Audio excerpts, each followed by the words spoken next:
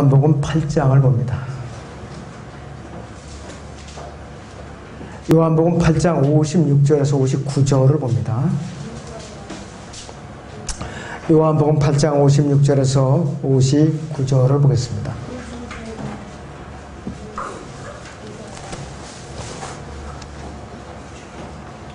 (56절부터) (59절까지) 봅니다. 너희 조상 아브라함은 나의 날 보기를 기뻐하다가 그 후 그것을 보고 즐거워하였느니라고 하시더라. 그때 유대인들이 주께 말하기를 네가 아직 50세도 못 되었는데 아브라함을 보았느냐고 하니 예수께서 그들에게 말씀하시기를 진실로 진실로 내가 너희에게 말하노니 아브라함이 나기 전부터 나는 있느니라고 하시니라. 그들이 돌을 집어서 주께 던지려고 하였으나 예수께서 피하시고 성전에서 나가 그들 가운데로 가로질러 지나가시더라. 오후에 주제는 나의 날을 보기를 기뻐하다가 그랬습니다. 나의 날 보기를 기뻐하다가 도대체 그 의미는 무엇인가 하죠. 잠시 제가 기도합니다. 전능하신 아버지 하나님, 육신을 입고 이 땅에 오셔서 인자로 오셔서 사람의 신분으로 오셔서 초림 당시에 구원받지 않은 이 종교인들을 향해서 많은 설교를 하시고 그들을 꾸짖고 질책을 하시고 경고를 하셨습니다. 이 본문 구절이 바로 아브라함이 나기 전부터 나는 있었느니라. 나의 날 보기를 기뻐하다가 아브라함이 왜 그런 말을 했는가? 이 시간을 통하여 저희가 정확한 의미를 알기를 원합니다. 마귀의 방해가 없도록 물리쳐 주시었고 저희 성도들에게 맑은 영을 허락해 주시었고 말씀에 집중하도록 은총을 풀어 주시옵소서. 주 예수 그리스도 이름으로 기도합니다. 아멘. 나의 날 보기를 기뻐하다가 그랬습니다. 이 본문에서 바리새인들이 예수님의 말씀을 듣고 나타난 반응이라는 것이 어떤 것이었는가? 기껏 듣고 나서 이들은 어떤 반응을 나타내는가? 59절 잠깐 봐요.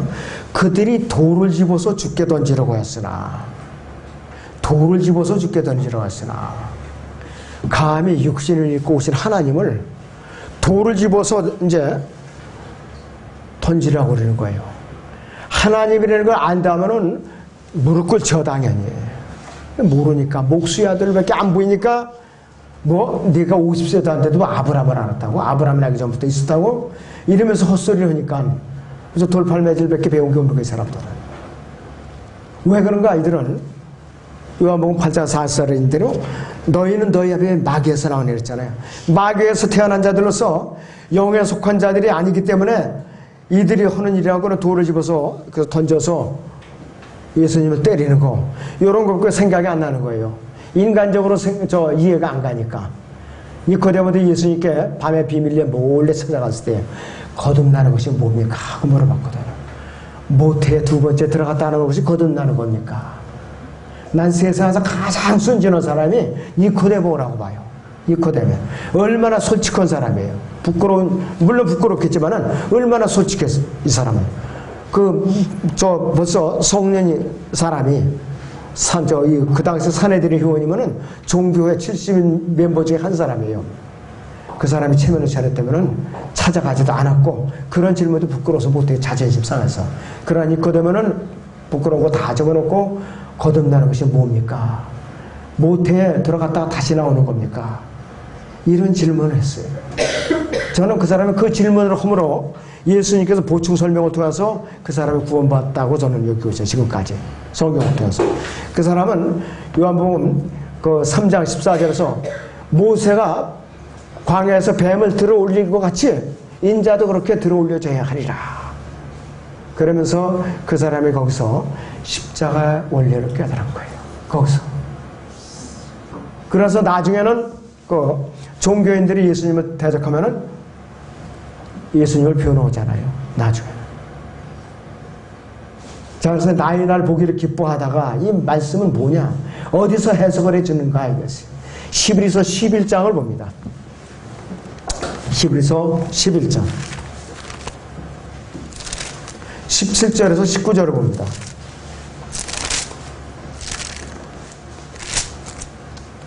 히브리서 11장 17절에서 19절을 봅니다.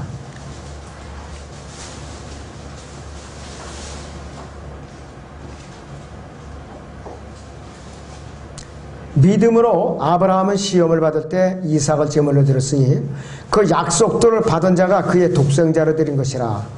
그에 관하여 말씀하시기를 네 씨라 불릴 자는 이삭에게서 난 자라 하였고 하셨으니 그는 하나님께서 죽은 자로부터 그를 살리실 수 있으리라고 생각하였습니다. 이로써 그는 모형으로 그를 죽은 자 가운데서 다시 받은 것이라. 이삭을 돌려받았다 이것이고, 이것이 바로 창세기 22장의 사건이에요.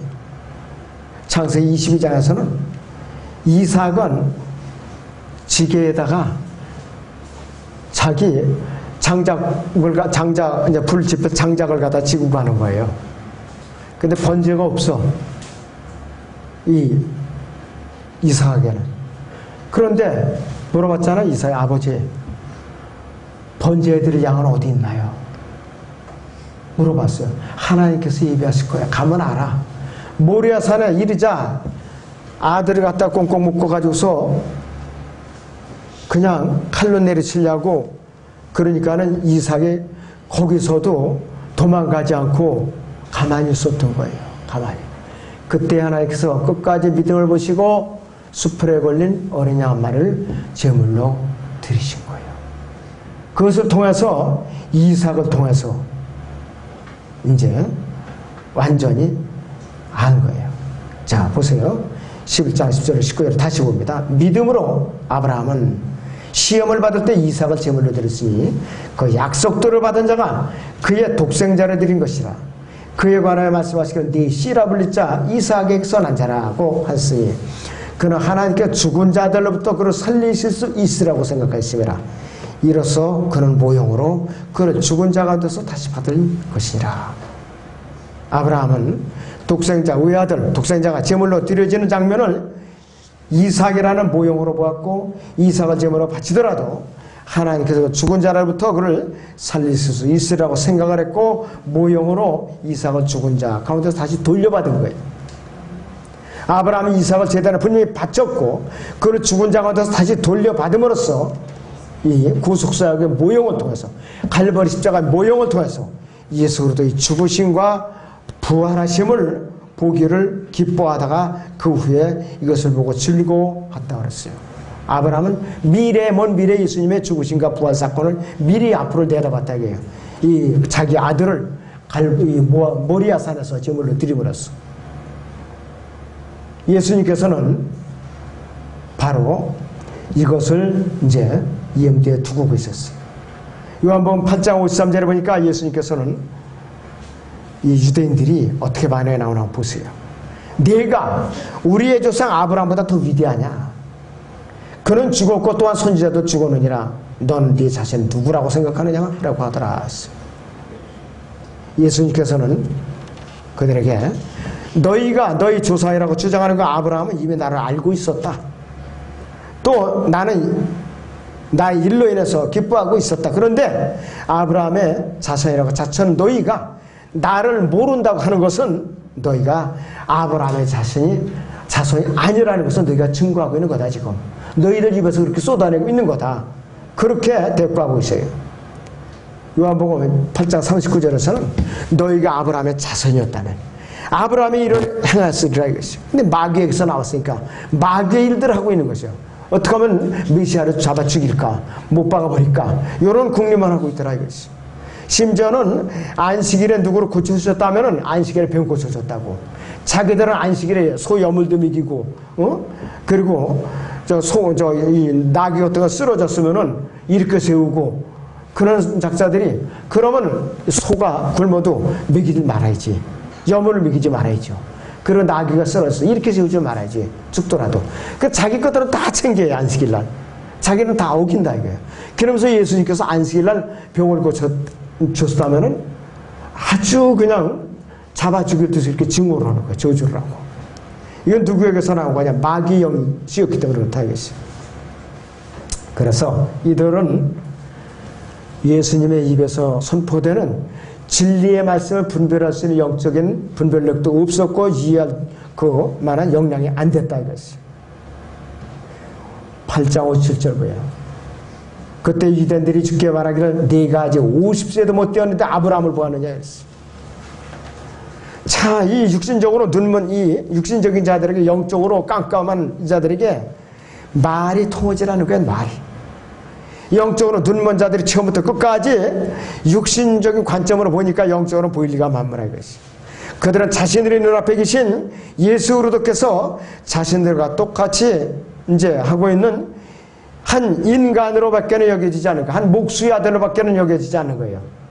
다 이 목수가 정식 결혼하기 전에 마리아가 이미 속도 위반을 해서 배불러서 왔다. 이런 것만 연상하고 있는 거라 이것이.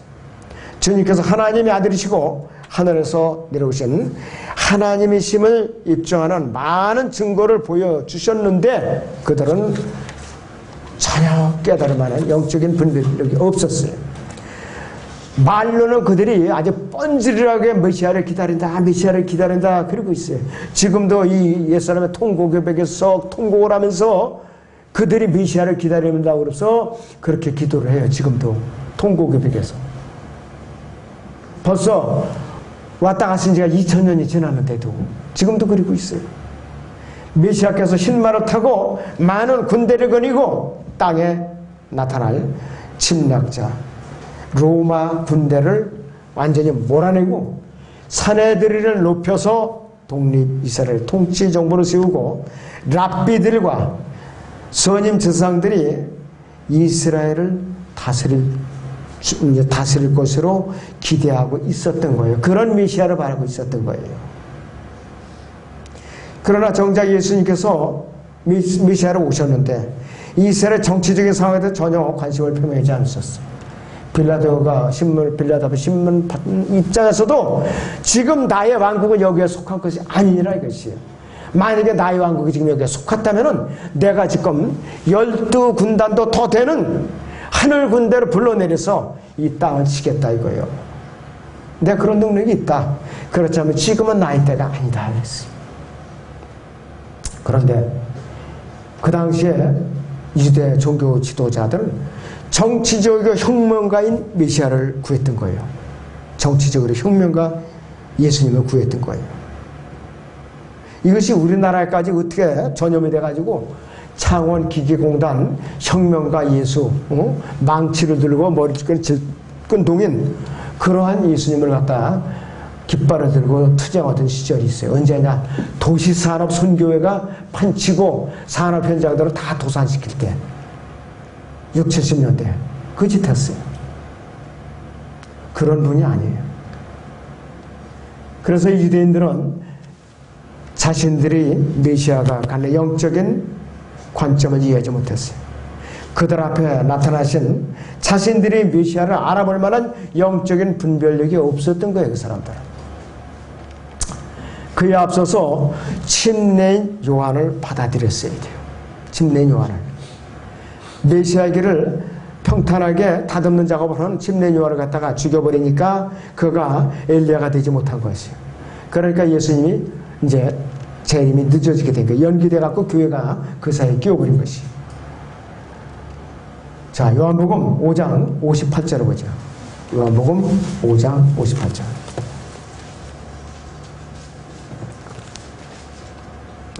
여기 참 8장 58절.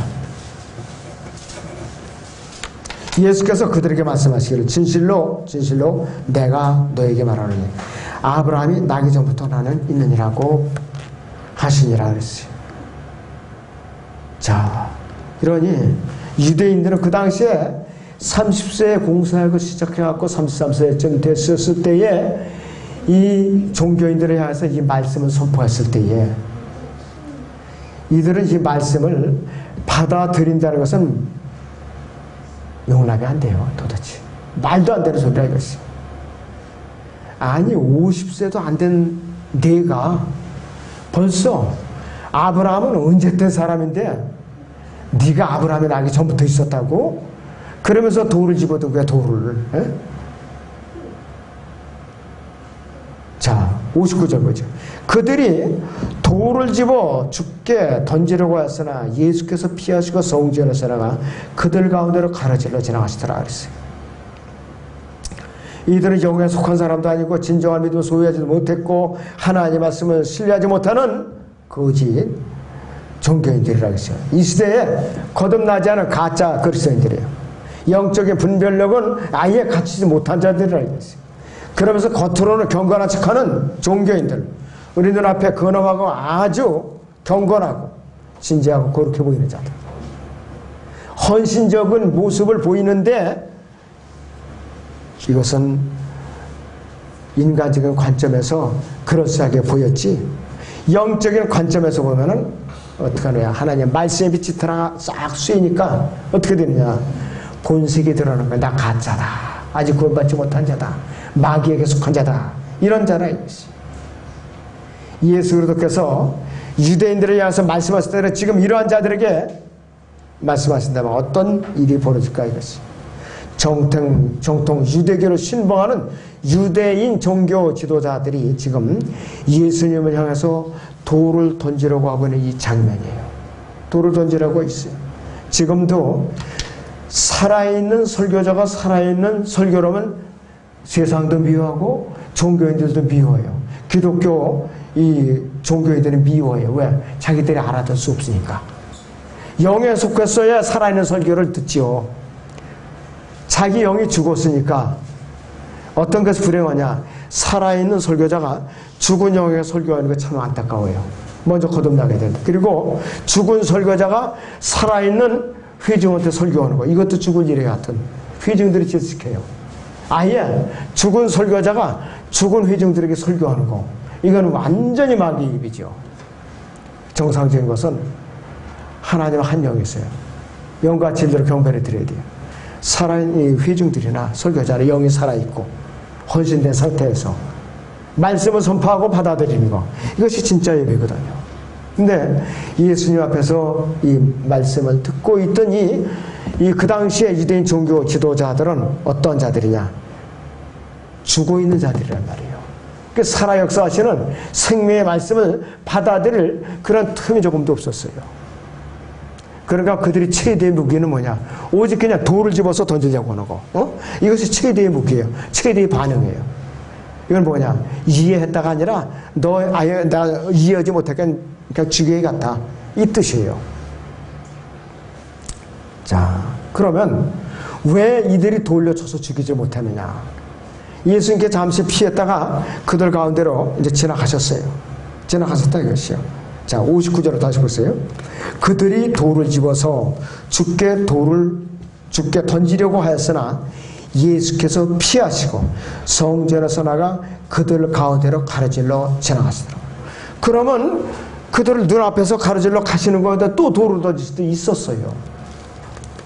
왜 돌을 던질 수 없었냐면서, 요한복음 7장 30절에 있는 대로 아직 그의 때가 이르지 않았기 때문이라고 했어요. 예수님께서 죽으실 때가 아직 안 됐어요. 십자가 사건이 이루어질 때가 아직 안 됐다 이거예요. 예수님 사역이 아직 남아 있었기 때문에 그런 거예요.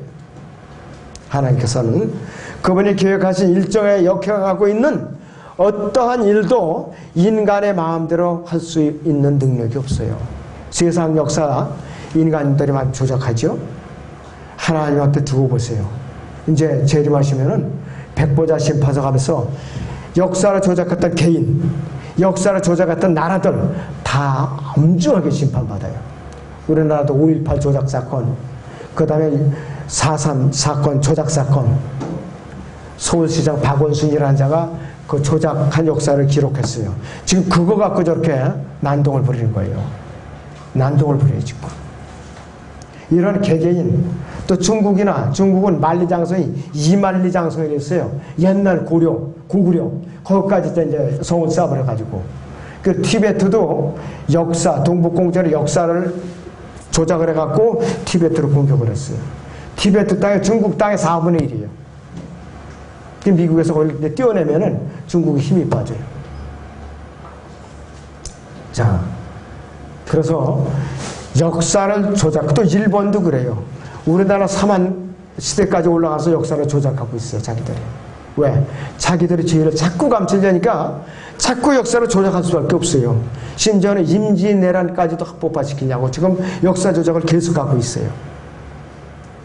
주님께서 오시면은 다른 걸 몰라도 그 두 나라는 틀림없이 멸망한 것으로 끝나지 않고 백보자 심판상 앞에서 엄청난 형벌을 받을 거예요.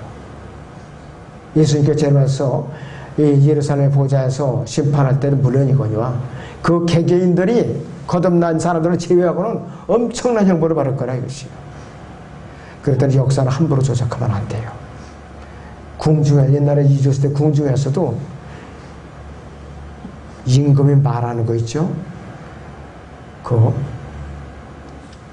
사관이라 해갖고 일일이 말하고 속기를 했어요. 일일이 다. 그래가지고 서고에다 이렇게 쌓아놓는 거예요. 5군데 있었어요. 강화도를. 그래서 강화도는 섬이니까 유배군이 쳐들어와서도 불타지 않았고 몽골군이 쳐들어와서도 불타지 않았어요. 거기는. 그래서 지금 한 군데밖에 안 하고 다 불타버렸어요.